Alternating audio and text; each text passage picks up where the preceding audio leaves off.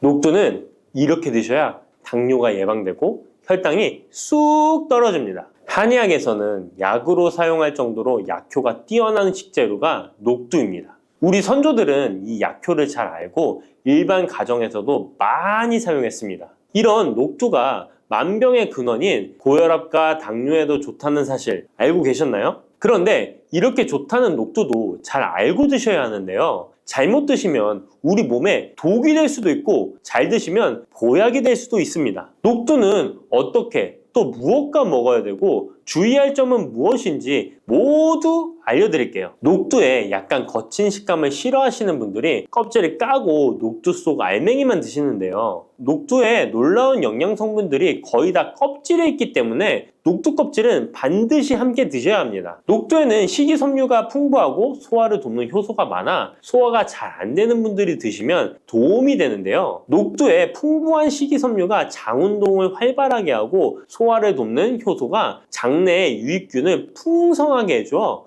장 건강을 개선해 줄 수 있습니다. 우리 선조들은 기억력이 많이 약해진 환자에게 녹두죽을 먹여 몸을 회복시켜 주었는데요. 그만큼 몸이 약해진 환자들의 몸에도 흡수가 잘 될 만큼 녹두가 우리 몸에 좋다는 것이죠. 놀랍게도 녹두에는 마그네슘, 칼슘과 같은 미네랄 성분들도 풍부한데요. 이 풍부한 칼슘은 골다공증을 예방하고 뼈를 튼튼하게 하는 효과가 있습니다. 칼슘이 뼈를 이루는 주성분인 것은 잘 알고 계시죠? 마그네슘은 이런 필수 미네랄인 칼슘의 흡수를 도와주기 때문에 녹두가 뼈 건강에도 놀라운 효능을 발휘할 수 있는 것입니다. 그런데 녹두는 성질이 차기 때문에 몸이 찬 분들은 주의해서 드시는 게 좋은데요. 이 때문에 녹두의 껍질을 벗기고 드시는 분들이 있습니다. 하지만 마늘과 함께 드신다면 몸이 찬 분들도 조금 더 편안하게 녹두를 드실 수 있습니다. 마늘의 따뜻한 성질이 녹두의 찬 성질을 중화시켜주기 때문이죠. 이뿐만 아니라 마늘이 대표적인 항암식품인 사실은 알고 계시잖아요.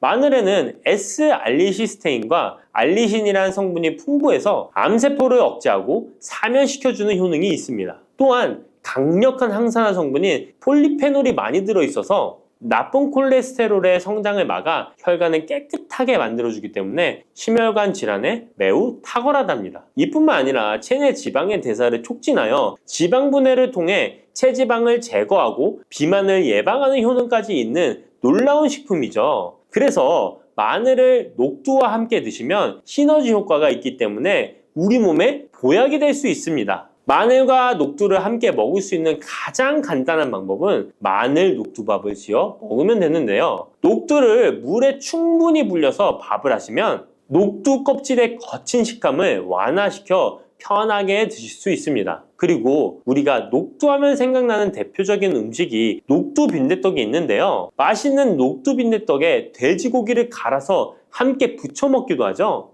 이 방법은 영양학적으로도 탁월한 조합이 됩니다. 녹두에 부족한 필수 아미노산인 트립토판 같은 성분이 돼지고기에 풍부하게 들어있기 때문인데요. 트립토판이나 메티오닌 같은 필수 아미노산은 우리 몸에서 합성되지 않아 반드시 음식을 통해 섭취해야 합니다. 돼지고기가 이런 아미노산의 훌륭한 공급원이 될 수 있기 때문에 나이가 들면서 기력이 약해진 분들이 녹두와 돼지고기를 함께 드시게 되면 기력 회복에 좋은 효과를 보실 수 있습니다. 또한 돼지고기에는 단백질이 풍부하여 근육을 튼튼하게 하는데 도움을 주고 풍부한 비타민 B1은 피로 회복과 신경 안정에도 매우 효과적입니다. 철분도 풍부해 나이가 들며 부족해지는 철분 보충에도 효과를 볼 수 있고 필수 지방산인 리놀렌산이 많아 동맥경화와 고혈압 같은 성인병의 예방, 아연, 셀레늄, 비타민 B6 등의 영양소가 면역력을 강화하는 데에도 도움을 줍니다. 녹두는 또한 혈당을 낮춰주고 인슐린 감수성을 높여주는 효능이 있어서 당뇨 관리에도 너무 좋은 식품인데요. 풍부한 식이섬유는 소장에서 당의 흡수를 지연시켜주고 다양한 미네랄과 비타민이 당뇨로 인한 합병증을 예방하는 데에도 좋은 효능이 있습니다. 이때 팥과 함께 드시면 이런 효과들이 매우 높아집니다. 팥은 강력한 항산화 성분인 안토시아닌이 풍부해서 혈관의 활성산소를 제거해주고 혈관세포의 손상을 예방해줘서 혈관을 깨끗하고 건강하게 해줄 수 있습니다. 2014년에 발표된 한 연구에서 팥을 섭취하는 것이 2형 당뇨병 환자의 혈당 수치와 인슐린 저항성을 개선하는 데 도움이 되는 것으로 보고됐습니다. 이 연구에서는 4주 동안 매일 팥을 섭취한 결과 당뇨 환자들의 공복 혈당 수치가 평균 19.5% 감소하였고 인슐린 저항성이 감소하는 결과를 볼 수 있었습니다. 또한 팥은 쌀의 10배 이상, 바나나의 4배 이상의 많은 칼륨을 함유하고 있는데요. 칼륨은 몸 안에 나트륨을 배출하고 당뇨 환자의 신장 기능을 강화시켜주며 혈압 상승을 억제해주는 효능이 있습니다. 팥은 한의원에서 다이어트를 위한 처방을 할 때도 사용되는데 팥의 풍부한 칼륨은 이뇨작용을 통해 부종을 줄여줄 수 있기 때문에 지방이 몸에 축적이 잘 되어 살이 찌는 사람에게 효과적입니다. 특히 쉽게 붓고 살이 찌는 분들에게 더욱 효과가 좋은데요. 한 실험에서 실험지에 팥 추출물을 먹였더니 체지방 함량이 30% 이상 줄었고 몸무게도 37%나 감소한 결과를 발표하기도 했습니다. 자, 이렇게 녹두와 함께 복용하면 좋은 식품들을 알아보았는데요. 그렇다면 녹두를 복용할 때 주의할 점은 어떤 것이 있는지도 한번 살펴보겠습니다. 첫 번째는 녹두의 차가운 성질인데요. 녹두의 차가운 성질은 우리 몸의 열을 낮춰주고 스트레스를 해소하는 효과가 있습니다. 또한 염증 완화를 시키고 통증을 줄이는 데도 도움이 되는데요. 그래서 녹두로 속을 채운 베개를 쓰면 두통이 완화되기도 합니다. 다만 이런 찬 효능 때문에 녹두를 드실 때 주의하셔야 하는데요. 평소 몸이 찬 분들이 녹두를 많이 드시게 되면 오히려 몸에 해가 될 수 있습니다. 위나 장이 차가워지면 소화력이 떨어지고 복통이나 변비, 설사가 나타날 수 있습니다. 이런 분들이 녹두를 드시려면 앞에서 알려드린 대로 마늘과 함께 드셔보시기 바랍니다. 그리고 두 번째 주의할 점은 바로 녹두의 강력한 해독작용입니다. 녹두의 해독작용은 우리 몸의 중요한 장기 중 하나인 간에 많은 도움을 주는데요. 간은 우리 몸의 독소를 해독하는 역할을 맡고 있는데 녹두가 이런 간의 해독 기능을 도와주게 됩니다. 녹두의 풍부한 단백질과 펩타이드는 간 해독작용에 필요한 글루타치온의 원료를 공급해주며 체내에 중금속과 독성물질과 결합하여 몸 밖으로 내보내는 역할을 하게 됩니다. 특히 중금속 해독 연구에서는 납, 카드뮴 등의 흡수를 억제하거나 배출을 도와서 독성 완화 효과를 보여주기도 했습니다. 하지만 이런 효과가 우리가 보약을 복용하는 경우에는 상극이 될 수 있습니다. 보약의 효과가 녹두의 해독작용 때문에 많이 사라져버릴 수 있기 때문입니다. 그래서 한의원에서 한약을 지으면 녹두나 숙주나물을 먹지 말라고 얘기하는 겁니다.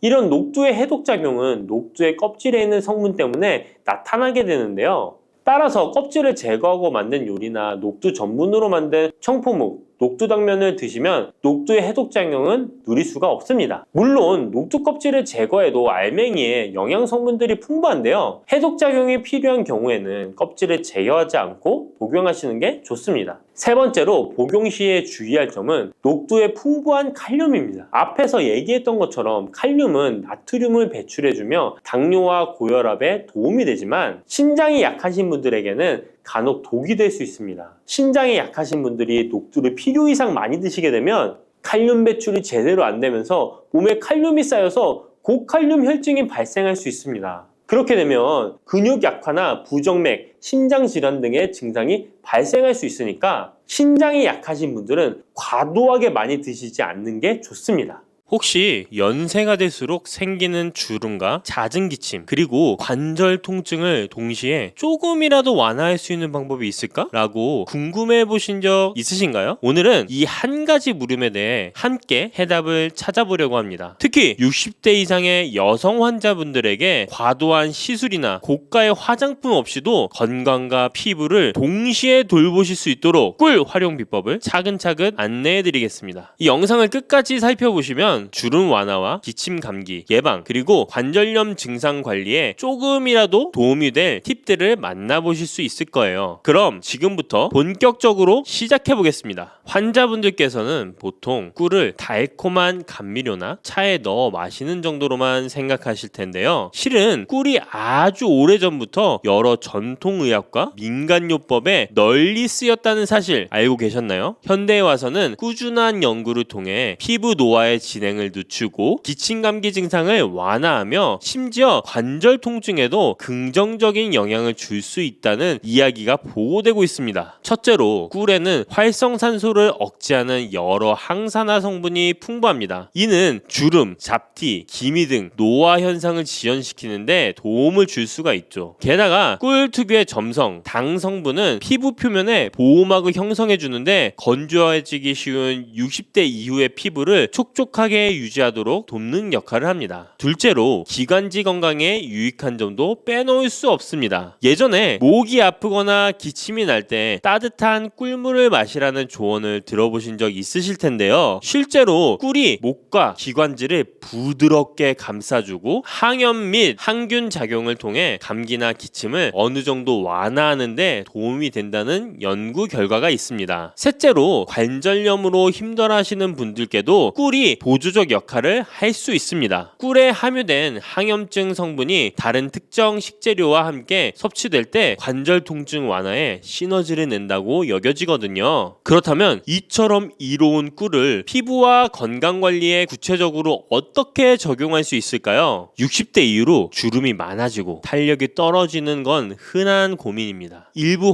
환자분들께서는 고가의 화장품이나 레이저 시술 등을 떠올리시기도 하지만 사실 집에서 간단히 꿀팩만 꾸준히 해주셔도 어느 정도 도움을 받을 수 있습니다. 우선 필요한 재료와 만드는 과정을 살펴볼까요? 첫 번째로 국산 천연꿀 한 큰술, 무가당 플레인 요거트 한 큰술, 그리고 올리브 오일 35방울 정도를 준비해주세요. 꿀에 알레르기가 있으시다면 프로폴리스 원액 반 큰술로 대체할 수 있습니다. 깨끗한 그릇에 이 세 가지를 넣고 나무나 플라스틱 스푼으로 잘 섞어주시면 기본 팩이 완성됩니다. 이제 세안 후에 눈가나 입가처럼 피부가 얇은 부위에는 살살 발라주시고 볼이나 이마, 턱 부위에는 부드럽게 펴 발라주세요. 10분을 넘기지 않는 것이 핵심입니다. 오래 두면 오히려 꿀이 피부의 수분을 빼앗아갈 수 있으므로 10분 이내에 미지근한 물로 꼼꼼히 씻어내시길 권장합니다. 그런 다음에 수건으로 톡톡 두드려 물기를 제거하고 평소 쓰시는 보습제를 가볍게 덧바르면 좋습니다. 일주일에 2-3번 정도만 해도 피부가 한결 부드러워지고 보습감이 좋아졌다는 분들이 많습니다. 60대 이후 심해지는 건조 증상을 막기 위해 천연팩을 습관화해 주시면 큰 비용 없이도 윤기 나는 피부를 기대해 볼 수 있습니다. 그렇다면 바르는 것 외에 꿀을 섭취함으로써 기대할 수 있는 이점은 무엇일까요? 기온이 낮아지거나 일교차가 큰 시기에 기침, 감기가 찾아오면 특히 60대 이상이신 분들은 면역력이 떨어져 있어 더 자주 앓게 되시죠. 이때 다양한 음식에 꿀을 곁들여 드시면 시너지 효과를 볼 수 있습니다. 계피와 꿀의 조합은 체온을 올리는 데 도움이 되어 면역력에도 좋다고 알려져 있습니다. 따뜻한 물 한 컵에 꿀 한 스푼과 계피가루 반 티스푼을 넣어 아침 저녁으로 드셔보세요. 몸을 따뜻하게 하는데 일조하고 감기 예방에도 도움을 줄 수 있습니다. 무와 꿀을 함께 섭취하는 방법도 자주 있는데요. 무에 함유된 시니그린 성분은 기침과 가래를 완화해 준다고 합니다. 무를 얇게 썰거나 채 썰어 꿀에 재운 뒤에 목이 따끔거리거나 기침이 심할 때 한 스푼씩 드시면 간편하면서도 인기가 좋죠. 추가로 오미자와 꿀, 생강과 꿀, 마늘과 꿀 조합도 잘 알려져 있습니다. 오미자와 꿀은 기관지를 보호하고 마른 기침을 줄이는데 생강과 꿀은 몸을 따뜻하게 하면서 감기 초기 증상을 누그러뜨리고 마늘과 꿀은 전반적인 면역력과 혈액순환 개선에 보탬이 된다는 후기가 있습니다. 이처럼 효능이 뛰어난 꿀을 고를 때 무엇을 기준으로 봐야 하며 또 어떻게 보관해야 좋은 효과를 온전히 누릴 수 있을까요? 시중에 나와 있는 꿀 중에서는 벌에게 설탕물을 먹여서 인위적으로 채밀한 사양꿀도 있고 벌이 꽃에서 직접 채밀한 천연꿀도 있습니다. 가격이 너무 싼 꿀은 사양꿀일 가능성이 높으므로 구입 시에 조금 더 세심한 확인이 필요합니다. 보통 국산 천연꿀은 탄소 동위원소 비율 검사에서 22에서 33% 사이가 나오곤 합니다. 실구매 시에는 국산 벌꿀 혹은 천연 벌꿀이라고 명시되어 있는지 어느 지역 양봉장에서 생산했는지도 꼼꼼히 살펴보세요. 보관할 때는 꿀이 항균 작용 덕분에 오래 보관해도 잘 상하지 않는다고 하지만 높은 온도나 직사광선을 장기간 받으면 향과 맛이 변질될 수 있으니까 유의하셔야 합니다. 가능하면 직사광선을 피한 서늘한 실온에서 보관하고 꿀을 덜었을 때는 깨끗한 깨끗한 나무나 플라스틱 스푼을 사용해주세요. 사용한 수저에 다른 음식물이 남아있는 상태로 꿀병에 넣었다 빼면 세균이 옮을 수 있으니까 특히 조심하시길 바랍니다. 그렇다면 꿀을 일상 속에서 좀 더 쉽고 효과적으로 활용하는 방법은 무엇이 있을까요? 아침에 일어나서 몸이 찌뿌둥하거나 속이 메스꺼울 때 혹은 기침으로 목이 까슬거릴 때 간단히 꿀을 곁들여 보시는 걸 권합니다. 예를 들어 공복 상태에서 따뜻한 물에 계피와 꿀 또는 생강과 꿀을 타서 마시면 소화에도 도움이 되고 목이 불편할 때 기침 완화에 부가적 효과가 있을 수 있어요. 점심이나 저녁 식사 후에는 후식으로 빵이나 과자 같은 부담스러운 음식 대신에 무와 꿀을 차로 드셔보시는 것도 좋습니다. 무가 가래를 묽게 해주고 꿀이 기관지를 보호하면서 적당한 단맛을 더해주므로 속을 편안하게 해준다는 의견이 있습니다. 또 주에 2회에서 3회 정도 꿀팩을 해주시면 건조함과 탄력 저하가 심화되는 것을 어느 정도 지연시킬 수 있습니다. 저녁에 세안 후에 10분 이내로 꿀팩을 마친 뒤에 미온수로 씻어낸 다음에 가벼운 보습제를 발라주시고 주무시면 다음날 아침에 피부가 좀 더 부드럽게 느껴지실 거예요. 팩 전에 따뜻한 수건으로 2분 정도 찜질하고 팩을 바른 후에 손바닥으로 1분 정도 온열 마사지를 해주시면 효과가 더 커진다고 합니다. 이제 꿀을 쓰시면서 지켜야 할 유의사항도 함께 살펴볼게요. 먼저 꿀이나 올리브 오일, 요거트 등에 개인적으로 알레르기가 있을 수 있으므로 처음 사용 전에는 팔 안쪽이나 귀 뒷부분에 테스트를 해보시는 편이 안전합니다. 24시간 내에 가려움이나 붉어짐이 없으면 얼굴이나 다른 부위에 써보셔도 됩니다. 당뇨 환자분들은 바르는 것은 괜찮지만 먹는 것은 주의를 요합니다. 꿀은 당 함량이 높으므로 반드시 주치의나 영양사와 상의한 뒤에 섭취량을 조절하셔야 돼요. 또한 꿀팩을 오래 할수록 좋을 거라 생각하시고 30분 넘게 방치하시는 분도 계신데 이는 오히려 피부 수분을 뺏길 수 있으니까 10분 이내로 제한해주세요. 꿀이 잘 상하지 않는 식품이긴 하지만 보관이 부적절하거나 개봉 후에 시간이 지나면 변질 가능성이 많이 생깁니다. 냄새, 색깔이 평소와 달라졌다면 과감히 버리고 새 제품을 쓰시는 게 안전하죠. 여기까지 꿀의 다양한 활용법과 주의점을 살펴봤는데 일부 환자분들은 잠깐 시도해보고 효과가 없으면 어쩌죠? 라는 고민을 하실 수 있습니다. 이럴 땐 어떻게 접근하시면 좋을까요? 꿀팩을 몇 번 해보고 며칠 계피 꿀물만 마신 뒤에 이렇다 할 차이가 없네 이러면서 금방 포기하기도 쉽습니다. 하지만 60대 이상의 경우에는 이미 피부와 신체가 예전과 많이 달라져 있기 때문에 한순간에 극적인 호전을 기대하기는 어렵습니다. 전문의들은 최소 3주에서 3개월, 길게는 그 이상 꾸준히 습관화해야 유의미한 변화를 체감할 수 있다고 말씀드립니다. 예를 들어 올해 목표로 주 2회 꿀팩을 실천하고 아침 저녁 기침이 심할 때 무랑 꿀 또는 생강과 꿀을 드시는 습관을 들여보세요. 연말쯤엔 확실히 전과는 달라진 피부 촉감이나 면역력의 변화를 느끼실 수 있을 겁니다. 물론 개인차가 있긴 해도 안전한 재료와 적절한 비용으로 시도를 할 수 있다는 이점이 크다고 할 수 있겠죠. 그렇다면 여기서 내게 과연 꿀이 잘 맞는 걸까? 더 뚜렷한 방법은 없을까? 라는 궁금증이 생기실 수도 있습니다. 저는 사람들에게 꿀팩에 녹차가루나 곡물가루를 소량 섞어 먹는 방법도 추천드리곤 합니다. 녹차가루는 항산화 작용을 한층 보강하고 곡물가루는 각질 관리에 도움이 될 수 있죠. 하지만 항상 말씀드리듯이 자신의 피부 상태에 맞춰 조금씩 시도해보는 과정을 거치셔야 안전합니다. 섭취하는 방식도 단순히 따뜻한 물에 꿀을 타 마시는 것만이 아니라 과일이나 채소를 갈아 만든 주스에 꿀을 살짝 넣는 방식이 있습니다. 인공 감미료 대신 천연 꿀로 단맛을 보충하고 영양까지 챙길 수 있어 일석이조가 되겠죠. 관절이 쑤실 때 계피, 꿀 같이 드시거나 무와 꿀을 냉장고에 두었다 아침 저녁으로 한 스푼씩 꾸준히 섭취하시는 분들도 있습니다. 꿀의 활용법은 다양하지만 무엇보다 중요한 건 내 몸에 맞는 레시피와 적절한 빈도를 찾는 일입니다. 남들에게 효과적이었다고 해서 나에게도 꼭 좋은 결과를 준다는 보장은 없으니까요. 지금까지 꿀이 왜 주름 완화, 기침 감기, 관절염 증상에도 도움이 되는지, 구체적으로 어떻게 바르고 먹으면 좋은지, 주의할 점은 무엇인지 폭넓게 안내드렸습니다. 정리하자면 국산 천연꿀, 무가당 요거트, 올리브 오일을 섞어 만든 꿀팩을 일주일에 2에서 3회 10분 이내로 사용해 주시면 사용하면 주름과 보습 관리에 도움이 될 수 있습니다. 계피, 무, 생강, 마늘, 오미자 등의 꿀을 곁들이면 기침 감기나 관절염 증상 완화에도 보조 효과를 기대할 수 있습니다. 사양꿀보다는 천연꿀을 권장하며 직사광선을 피하고 실온에 보관하되 깨끗한 스푼을 사용하는 것이 바람직합니다. 알레르기나 당뇨가 있는 분들은 특별히 신중해야 되고 변질 또는 과도한 사용을 피하는 범위 안에서 즐기도록 합니다. 한두 번 시도해보고 포기하기보다는 작은 생활 습관으로 만들어 천천히 몸과 피부 상태를 개선해 가시는 편이 훨씬 안전하고 효과적입니다.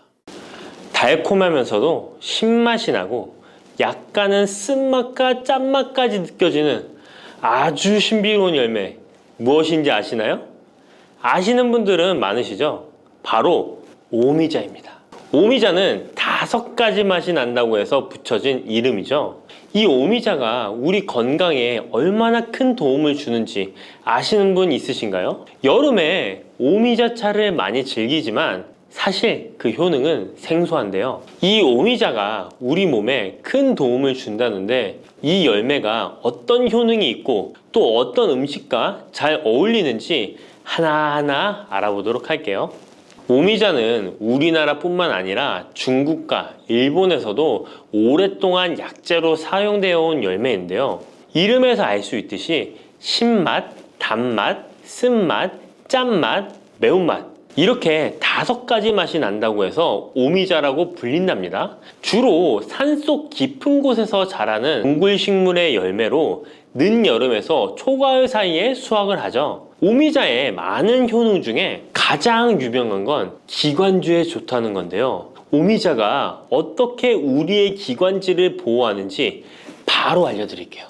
요즘 미세먼지나 환절기, 건조한 날씨 때문에 기관지가 불편한 분들 많으시죠? 기침이 자주 나고 목이 따갑거나 가래가 끓는 느낌이 드신다면 기관지가 약해져 있을 가능성이 큰데요. 이럴 때 오미자가 효과가 좋다는 거 알고 있으신가요? 오미자에는 휘잔드린과 고미신이라는 성분이 풍부하게 들어있는데요. 휘잔드린은 주로 기침 억제와 거담 작용을 통해 기관지 건강에 도움을 줄 수 있는 성분입니다. 거담 작용이란 기관지 내의 가래를 제거하는 것을 말하는 것이고 또한 기침 반사를 억제하여 과도한 기침을 완화시키는 데 도움을 주는데요. 특히 만성 기침이나 기관지염과 관련된 기침 증상을 완화시키는데 탁월한 효과를 보입니다. 또 이 성분들은 기관지 점막을 보호하고 염증을 줄여주는 역할도 해주는데요. 쉽게 말해서 기관지 점막을 튼튼하게 만들어서 외부 자극으로부터 보호해주는 것이죠. 오미자는 기관지 확장 효과도 가지고 있는데요. 기관지가 좁아지면 숨쉬기가 답답하고 가래가 쉽게 끼게 되는데 오미자가 기관지를 확장해주면서 원활한 호흡을 도와주는 것입니다. 그래서 천식이나 만성 기관지염이 있는 분들에게는 최고의 식품인 것이죠. 특히 가래가 끈적하고 잘 나오지 않을 때 오미자차를 따뜻하게 마셔주면 한결 편해지는 것을 느낄 수 있습니다. 이렇게 기관지 건강을 지켜주는 오미자 정말 대단하죠? 오미자의 놀라운 효능 2번째는 당뇨 예방입니다. 현대인들에게 점점 더 흔해지고 있는 질환 중 하나가 바로 당뇨인데요. 당뇨병은 한 번 걸리면 평생 관리해야 하는 질환이기 때문에 예방이 무엇보다 중요한 거 다 아시죠? 그런데 오미자가 당뇨 예방에 아주 좋은 역할을 한다는 사실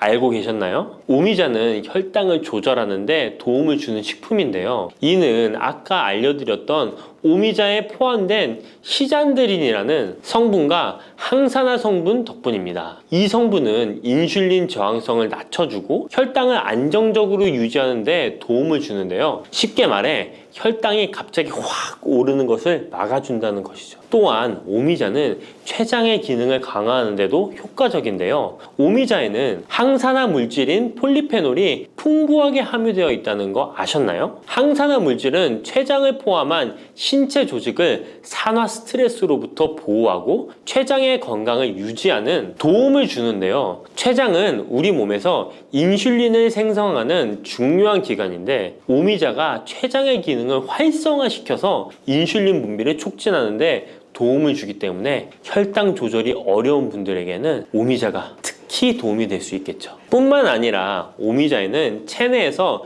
혈당이 과도하게 상승하는 것을 방지하는 역할도 하는데요. 식사 후 혈당이 급격하게 오르는 것을 막아주고 당이 천천히 흡수되도록 도와줍니다. 그래서 평소 혈당이 높거나 당뇨가 걱정되시는 분들은 오미자를 꾸준히 섭취해 보시면 많은 도움이 될 수 있습니다. 오미자의 놀라운 건강 효과 세 번째는 콩팥 건강에 도움을 주는 겁니다. 오미자가 신장 건강에 좋다니 참 놀랐죠? 콩팥, 즉 신장은 우리 몸에 노폐물을 걸러내고 체내 수분을 조절하는 중요한 역할을 하는데요. 그런데 나이가 들면서 신장 기능이 약해지는 경우가 많고 특히 당뇨나 고혈압을 앓고 계신 분들은 신장 건강을 더욱 신경 써야 하는 거 다 아시죠? 이때 도움을 줄 수 있는 것이 바로 오미자인데요. 오미자는 신장의 기능을 보호하고 강화하는데 도움을 주는 약재로 오래전부터 사용되어 왔습니다. 한방에서도 신장 기능이 약해져서 몸이 자주 붓거나 소변을 자주 보게 되는 증상에 오미자를 처방하곤 하는데요. 오미자는 신장의 혈액순환을 원활하게 하고 신장이 재기능을 할 수 있도록 도와줍니다. 오미자에는 고미신이라는 성분이 들어있는데요. 오미자의 고미신 A, B, N 성분은 항염 효과가 뛰어나 신장의 염증 반응을 줄이는 데 도움이 됩니다. 신장의 염증을 억제하면 단백뇨와 같은 증상이 완화될 수 있으며 또한 오미자는 이뇨작용을 촉진하여 신장이 원활하게 노폐물을 배출하도록 도와주니 신장 건강을 지키는 데 도움이 되는 것이죠. 오미자는 체내 수분 밸런스를 조절하는 데도 좋은데요. 몸이 자주 붓는다면 오미자를 꾸준히 섭취하는 것이 도움이 될 수 있습니다. 신장의 기능이 약해지면 몸속 노폐물이 원활하게 배출되지 못하고 수분이 정체되면서 부종이 생길 수 있는데요. 오미자는 이 같은 부종을 완화하는데 효과적이니 신장 건강을 위해 오미자 꼭 드셔야겠죠. 오미자의 효능 네 번째는 면역력 강화입니다. 면역력은 우리 몸을 각종 질병으로부터 보호하는 중요한 요소인데요. 나이가 들수록 면역력이 떨어지면서 감기나 기타 질병에 쉽게 걸릴 수 있기 때문에 면역력을 강화하는 것이 중요하다는 것 다들 알고 계시죠? 면역력 강화에 오미자가 좋은 작용을 해주는데요. 오미자에는 폴리페놀, 안토시아닌 등 강력한 항산화 성분을 함유하고 있습니다. 이런 항산화 성분들은 우리 몸의 면역력을 높이는 데 도움을 주는 것이죠. 특히 폴리페놀과 폴라보노이드 성분이 풍부해서 우리 몸의 세포를 손상으로부터 보호하고 염증 반응을 감소시키고 면역 체계를 강화할 수 있는데요. 오미자의 항염증 작용은 면역력을 유지하는 데 도움을 주고 활성산소를 제거하는 역할도 하기 때문에 면역력뿐만 아니라 노화 방지에도 효과적이죠. 또한 오미자는 우리 몸의 백혈구 수치를 증가시키는데 도움을 줄 수 있다는 것 아셨나요? 백혈구는 외부에서 침입하는 바이러스나 박테리아를 공격하는 역할을 하는 중요한 세포인데 오미자를 섭취하면 백혈구의 활동이 활발해지면서 감염 예방에 도움을 받을 수 있습니다. 오미자의 놀라운 건강 효과 다섯 번째는 피로 회복입니다. 우리 몸이 피곤할 때 단순히 잠을 많이 잔다고 해서 피로가 쉽게 풀리지 않을 때가 있지 않으신가요? 특히 중년과 노년층이 되면 피로가 쉽게 쌓이고 회복이 더뎌지는 경우가 많은데요. 자도 피로가 풀리지 않고 개운하지 않을 때가 있죠. 이럴 때 도움이 되는 것이 바로 오미자입니다. 오미자는 피로 회복에 도움을 주는데요. 오미자가 철분을 함유하고 있다는 것 아셨나요? 철분은 적혈구의 헤모글로빈 생성에 중요한 역할을 하는데요. 철분이 충분하면 혈액 내의 산소 운반 능력이 향상되어 혈액순환이 원활해질 수 있습니다. 혈액순환이 원활해지면 우리 몸 구석구석에 산소와 영양분이 잘 전달이 되기 때문에 피로가 덜 쌓이게 되고 특히 오미자는 간 기능을 보호하는 효과도 있어 피로로 인해 몸이 무거운 분들에게 더욱 유익한 식품이죠. 또 오미자에는 고미신이라는 성분이 들어있는데요. 이 성분들은 아까 알려드렸던 콩팥 건강에 유익한 작용을 할 뿐만 아니라 간 기능 활성화를 시키고 피로 물질을 빠르게 분해하는 역할을 한다고 알려져 있습니다. 간은 우리 몸의 해독 작용을 담당하는 중요한 기관인데 오미자가 간의 기능을 도와주면서 피로 회복에도 큰 도움을 주는 것입니다. 또 오미자는 스트레스를 줄여주는 효과도 있는데요. 스트레스가 많으면 피로가 쉽게 쌓이게 되는데 오미자가 신경을 안정시키는 작용을 해서 긴장을 풀어주고 피로를 완화하는 작용을 해주는 것이죠. 그러니 스트레스와 피로가 누적되어 힘든 날에는 오미자차 한 잔을 마시는 것도 좋은 방법이겠죠. 이렇게 여러 가지 건강에 이점이 있는 오미자를 드실 때 생으로 드시는 분들은 잘 없으실 텐데요. 어떤 방법으로 섭취해야 몸에 200% 이득이 되는지 오미자 섭취 방법 바로 알려드릴게요. 오미자를 가장 쉽게 섭취하는 방법은 찬물에 우려 마시는 건데요. 오미자를 뜨거운 물에 넣고 끓이면 끓일수록 꿀이나 스테비아를 넣어서 맛을 조절하면 됩니다. 따뜻한 오미자차도 좋지만 냉침으로 천천히 우려내면 색도 더욱 예쁘고 맛도 깔끔한데요. 여름철에는 시원하게 즐길 수 있어서 더욱 좋은 오미자차. 여름철에는 시원하게 즐길 수 있어서 더욱 좋은 오미자 냉침차 만드는 방법 알려드릴게요. 준비 재료는 간단한데요. 말린 오미자 30g, 물 500ml, 꿀 또는 레몬입니다. 만드는 방법은 말린 오미자는 한번 가볍게 헹군 거 불순물을 제거해 준 뒤에 깨끗한 물 500ml에 오미자를 넣고 냉장고에 12시간 이상 우려주는 건데요. 참 쉽죠? 시간이 지나면 붉은 빛을 띠면서 오미자 특유의 새콤달콤한 맛이 우러나오는데요. 원하는 농도에 따라 더 오래 우려내도 좋습니다. 여기에 단맛이 필요하면 꿀을 넣고 상큼한 맛을 더하고 싶다면 레몬을 띄워보세요. 맛이 한층 더 업그레이드 된답니다. 이렇게 만든 오미자 냉침차는 여름철에 얼음을 넣어 마시면 더운 날씨에 지친 몸을 개운하게 해주니까 여름철 한번 만들어 보세요. 오미자는 강한 신맛이 있어서 단맛이 나는 음식과 잘 어울리는데요. 요구르트와 함께 먹으면 더욱 맛있고 건강하게 즐길 수 있습니다. 상콤하고 달콤하면서도 건강에 좋은 오미자 요구르트 만드는 방법 알려드릴게요. 준비 재료는 간단한데요. 말린 오미자 10g, 물 150ml, 플레인 요구르트 1컵, 꿀 또는 올리고당 하나에서 2큰술입니다. 만드는 방법은 먼저 말린 오미자를 물 150ml에 넣고 냉장고에 12시간 이상 충분히 우려주세요. 이때 뜨거운 물이 아니라 찬물에 우려야 영양성분이 더 잘 추출됩니다. 이렇게 냉침으로 우려낸 오미자는 체에 걸러 즙만 따로 준비해주세요. 플레인 요구르트 1컵에 오미자 냉침 액기스를 넣고 잘 섞어줍니다. 신맛이 강하다면 꿀이나 올리고당을 하나에서 2큰술 넣어 맛을 조절해주세요. 이렇게 하면 새콤달콤한 오미자 요구르트가 완성됩니다. 아침에 가볍게 먹거나 간식으로 챙겨 드시면 장 건강에도 도움이 되고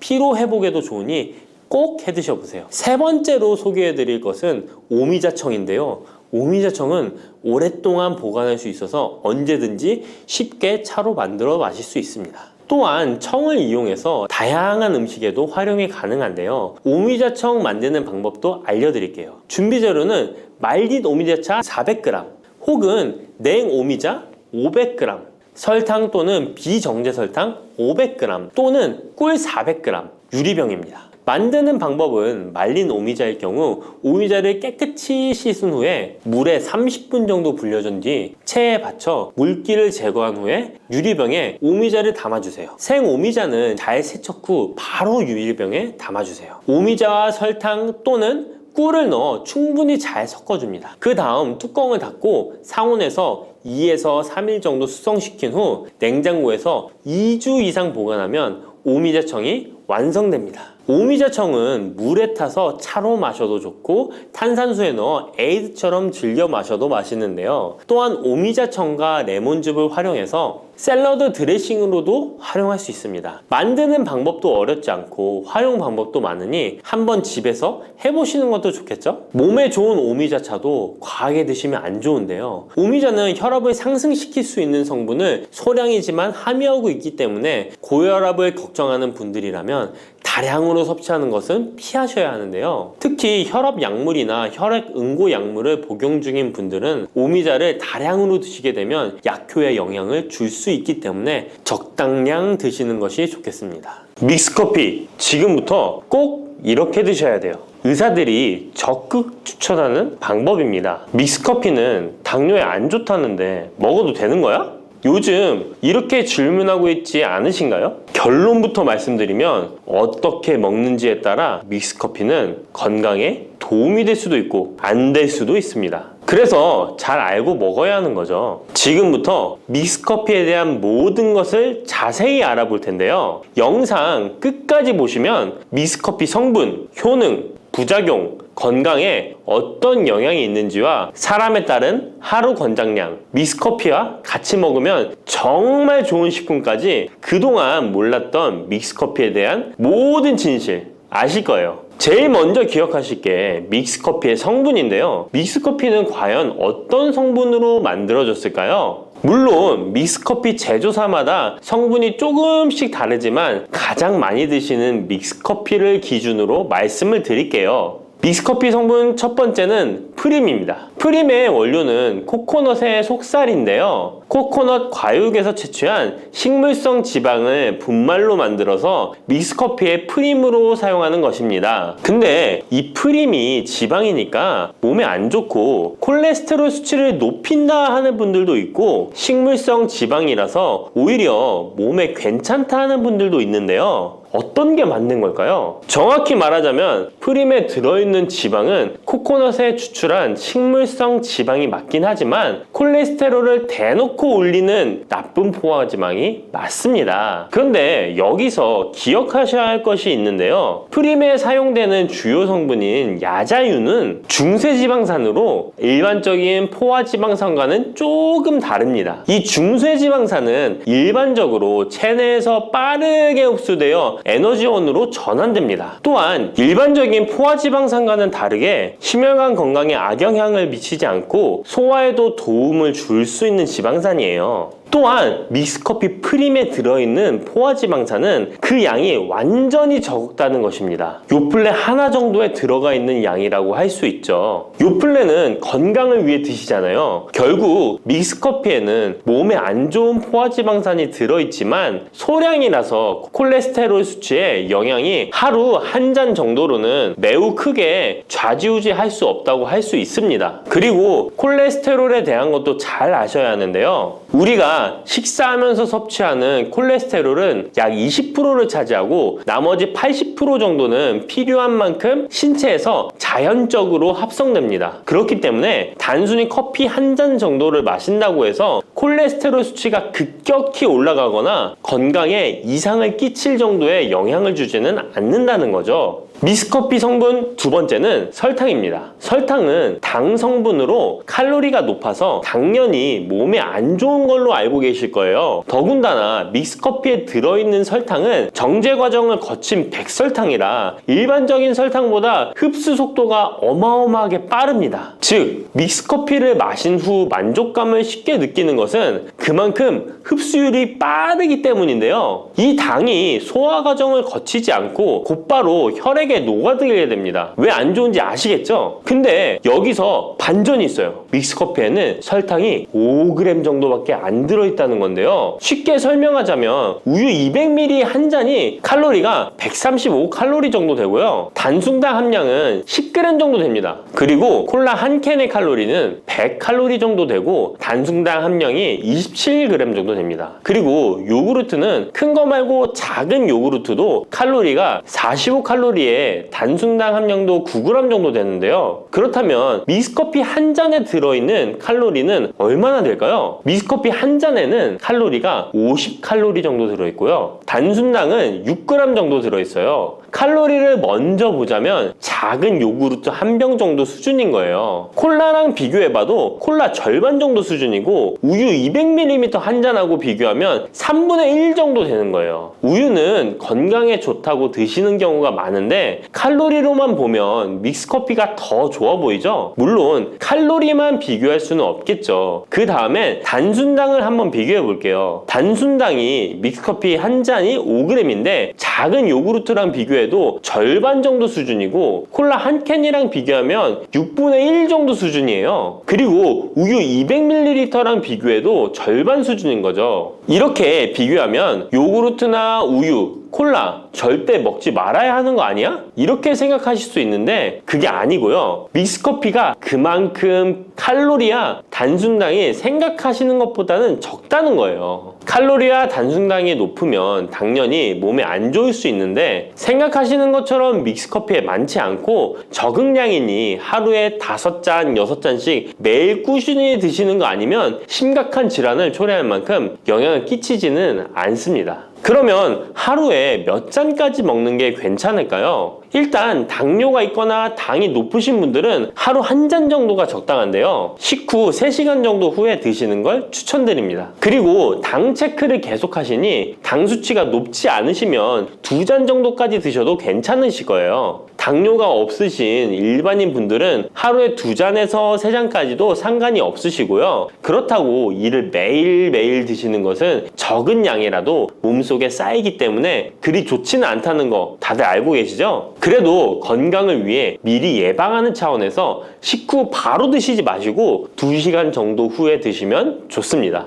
믹스커피의 성분 3번째는 커피에 들어있는 카페인입니다. 카페인에 대해 설명하기 전에 믹스커피도 일반 커피처럼 커피가 들어가 있기 때문에 커피 성분이 주는 효능이나 부작용도 나타날 수 있습니다. 먼저 커피의 효능을 보자면 커피의 효능 첫 번째, 암 예방 효과입니다. 미국 건강 매체 캔서 헬스에 따르면 ITPR3라는 물질은 대장암에서 간 전이에 기여하는 유전자의 발현을 유도해서 도미노 효과를 유발하는 물질인데 특별한 억제제는 아직 없지만 커피를 마시는 사람들에서 카페인이 이 ITPR3에 대한 억제 효과를 보인다는 것을 발표했고 카페인 섭취와 대장암 재발 및 사망률의 관계를 추적한 결과 하루 4잔 이상 커피를 마신 환자들이 전혀 마시지 않은 사람들에 비해 생존율이 현저히 향상된 것으로 규명된 바 있는 연구도 진행했었습니다. 이런 실험을 진행하면서 커피의 카페인에 대한 효능들이 지금까지 다양하게 연구되고 있는데요. 그렇다고 해서 커피를 무조건 많이 드시란 이야기는 아니고 또 믹스커피 자체가 이런 효능이 있다는 말도 아니에요. 커피에 카페인에 대한 몇 가지 실험을 이야기 드린 거고요. 그만큼 카페인에 대한 너무 부정적인 인식을 변화시켜 보시라고 말씀드리는 거예요. 커피의 효능 두 번째는 기억력 회복 효과입니다. 서울대 식품생명공학부 교수님께서 쥐의 인지 능력을 실험했는데요. 쥐를 물에 빠뜨린 뒤 안전한 장소에 도착하는 시간을 측정해 봤더니 평균 10초 정도 걸렸습니다. 그 쥐들에게 기억력을 손상시킬 수 있는 물질들을 투입하고 같은 실험을 했을 때 안전한 장소를 발견하는데 최대 40초가 걸렸습니다. 이 쥐들은 두 그룹으로 나눠 한 그룹은 하루에 3잔의 커피를, 다른 그룹은 6잔의 커피를 주입했습니다. 그 결과 하루 3잔의 커피를 준 쥐들은 20초로 빨라졌습니다. 그런데 하루 6잔을 주입한 쥐들은 거의 정상으로 돌아왔고 평균 10초 정도 걸렸습니다. 이런 결과에 따르면 커피가 기억력 회복에 확실히 도움이 되었다고 할 수 있는 실험도 있다고 간략히 소개해드리는데 참고로 이 실험에서는 일반 카페인 커피와 디카페인 커피 두 종류를 같이 실험했는데 거의 똑같은 효과를 보였습니다. 결론은 커피에 카페인이 없어도 커피에 들어있는 클로로겐산 등 각종 항산화제 성분 덕분에 기억력 회복 효과가 높아졌다는 것입니다. 정말 놀랍지 않나요? 나이가 들어가면 기억력이 안 좋아지고 인지 능력 장애가 오면서 더 나아가서는 치매가 올 수도 있는데 커피의 성분이 이런 질병을 예방할 수 있다니 너무 커피를 부정적인 시각으로 보시지 않아야겠죠? 그렇다고 남용하면 안 되시고 모든 사람에게서 동일한 실험 효과가 나타나는 것이 아니니 자신의 상태를 잘 알고 드셔야겠죠? 다만 카페인에 예민하신 분들은 믹스커피나 일반 카페인 커피를 드시면 잠을 잘 못 주무실 수도 있으니까 디카페인 커피를 추천드립니다.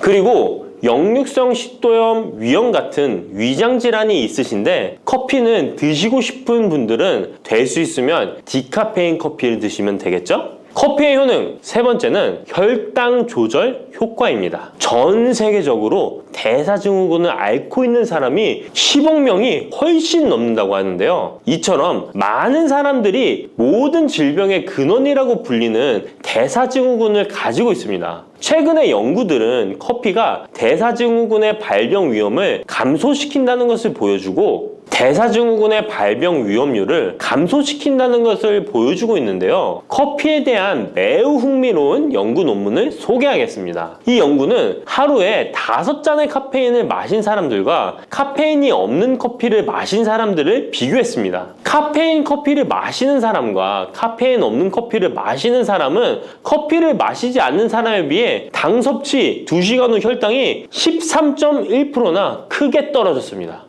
이 외에도 카페인의 혈당에 관계된 실험들도 많이 존재하는데요. 카페인도 적절한 용량, 그렇다고 음료에 들어가 있는 합성 카페인을 말씀드리는 건 아닙니다. 적절히 섭취하면 큰 부작용 없이 드실 수 있다는 것을 말씀드리는 거예요. 커피 효능, 네 번째는 다이어트 효과입니다. 다이어트라는 사람들이 운동하기 전에 커피를 마시고 나서 운동을 한다면 카페인이 신진대사를 빠르게 함으로써 운동 효과를 증진시키기 때문에 체중 감량에 도움을 줄 수 있습니다. 뿐만 아니라 커피에는 카페인 성분이 포함되어 있는데요. 당연하게도 믹스커피에 포함된 커피에도 카페인이 포함되어 있고요. 이런 카페인은 적절한 용량을 섭취한다면 신체적 피로 해소와 소화 기능 개선과 같은 효능을 누릴 수 있습니다. 오전에 커피 한 잔을 마시면 화장실에 가고 싶어지는 것도 커피에 카페인 성분이 장 운동을 활발하게 해주는데 영향을 주기 때문입니다. 카페인 성분이 장 운동을 활발하게 해주는데 영향을 주기 때문입니다. 물론 이뇨작용도 활발히 해줘서 소변도 조금 더 많이 보게 되긴 합니다. 다시 돌아가서 믹스커피에 들어있는 세 번째 성분 카페인에 대해 알아볼게요. 믹스커피에 포함된 카페인 용량은 제품마다 차이가 있을 수 있어요. 하지만 평균적으로 60mg 가량의 카페인이 한 잔 용량의 믹스커피에 포함되어 있는데요. 이는 일반적인 아메리카노 대비 3분의 1 수준에 해당하는 수치입니다. 결과적으로 믹스커피의 카페인은 일반 아메리카노보다도 훨씬 적게 들어있는 거죠. 그렇다면 식약처에서 권고하는 카페인 1일 최대 섭취량은 얼마나 될까요? 일반 성인의 경우 카페인 최대 섭취량은 400mg 정도이고요. 어린이나 청소년은 체중 1kg당 2.5mg 이하, 임산부는 200mg 정도입니다. 그러나 임산부의 경우에는 카페인이 태아에 미치는 영향이 조금이라도 있으니 안 드시는 게 좋겠죠? 콜라 한 캔에 카페인이 보통 35mg 정도 들어있으니 믹스커피가 카페인 함량도 크지 않다는 걸 알 수 있습니다. 여기서 잠깐! 그렇다면 믹스커피와 같이 먹었을 때 효과를